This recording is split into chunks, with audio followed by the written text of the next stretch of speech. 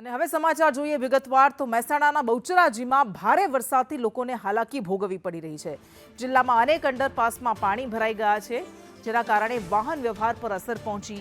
ઊંઝા, કડી, કટોસણ, ખેરાલુ અંડરપાસમાં પાણી ભરાઈ ગયા। બહુચરાજી કટોસણ નજીક 3 અંડરપાસ પાણીમાં ગરકાવ થઈ ગયા છે।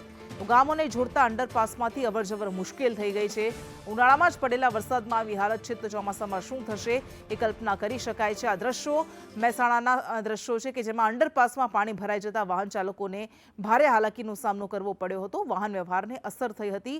ઊંઝા, કડી, કટોસણ, ખેરાલુ અને બહુચરાજીમાં આ અંડરપાસમાં પાણી ભરાઈ ગયા, જેના કારણે ભારે હાલાકીનો લોકોએ સામનો કરવો પડ્યો હતો। બહુચરાજી કટોસણ નજીક જ 3 અંડરપાસ હજુ પણ પાણીમાં ગરકાવ છે।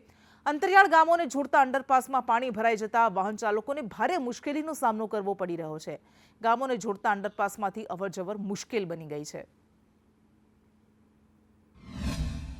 એટલું કહેવા માંગુ છું કે આ પાણીનો જલ્દી નિકાલ થાય અને ગમે ત્યારે પાણી ના ભરાય એવું જો રેલવે કમિટી અથવા ગમે તેની અંદર જે રેલવેના કર્મચારીઓને જે આવે એ આટલું કરાવે તો બહુ સારું હોય। કારણ કે આગળના જે 20 ગામડા છે એના હાલ બ્લોક જ છે કે જેને આવવું હોય જવું હોય, સિવિલ છે, સ્કૂલો છે, પણ અહીં આવીને અટકી રહ્યા। કલેક્ટર સાહેબ, આરએસસી સાહેબ અને મામલતદારશ્રીને વિડીયો ઉતારી અને ફોનથી મેં જાણ કરી કે પાણી ભરાવાથી વાહન વ્યવહાર બંધ થયો છે, તો ઇમરજન્સી આનો નિકાલ કરવા માટેની વ્યવસ્થા કરવામાં આવે, તો નિકાલ કરવાની વ્યવસ્થા થઈ ગઈ।